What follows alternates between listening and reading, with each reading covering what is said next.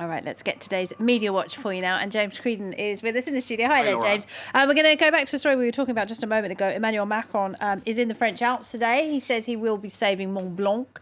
Right. He will also be saving the country's biggest glacier, which is shrinking very, very rapidly because of climate change. Yes. Some activists, though, are less than impressed, it has to be said. That's right, and we'll get to that in 2 seconds, but I'll start with this tweet by Greta Thunberg, 20.7 degrees Celsius on Seymour Island off Antarctica. That's the first Not time. minus 20, but plus 20. Plus. What's that all about?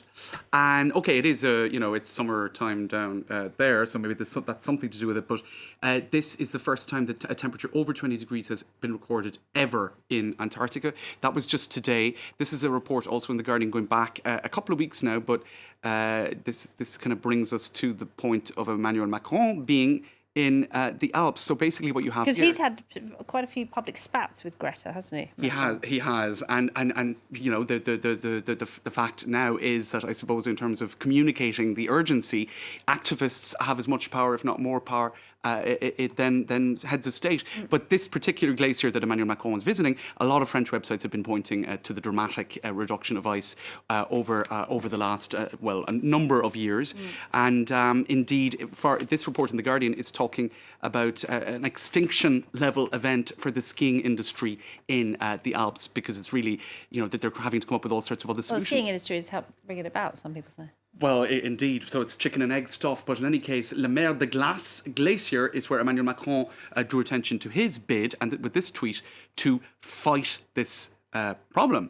So you can see there he's also been using those photos juxtaposed over 100 years. Quite a task he's taken on for himself. Well, it's kind of, you would argue really it's maybe an impossible task, but a lot of people really are just not so impressed with what some consider posturing, right? Now, there's this hashtag, you remember that, Laura, Make Our Planet Great Again. Yes. That was coined by Macron's people to counter Donald Trump, Make America Great Again, which is not very kind of team players-ish when it comes to the planet, right? So Emmanuel Macron came back with that. But here we're seeing, the government since 2017, Make Our Planet Great Again, Emmanuel Macron in 2020, what's actually being done, what concrete steps are being taken. Now, Emmanuel Macron, I'm sure, would list off Nicolas Hulot quite a few. quit, which was a big blow, wasn't it? I was...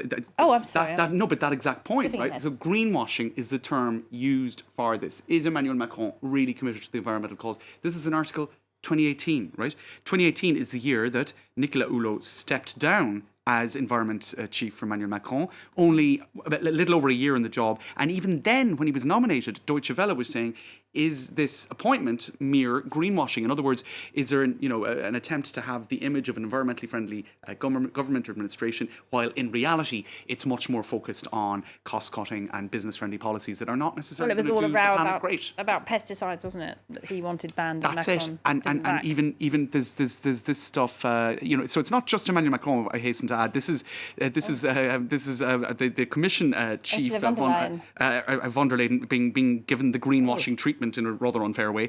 But this is because there are accusations that the EU is being accused basically of climate crisis hypocrisy, because they're backing 32 different gas projects while in parallel then having sort of green friendly projects. In other words, is there are green policies at the very basis and foundation of government policy or even commission policy, or is it just sort of trimmings that are added on? Look, I'll spare you some of the other comments, but let's just say just very quickly that people felt it was a PR stunt, a kind of an ecological PR stunt, Opération de com on Mont Blanc.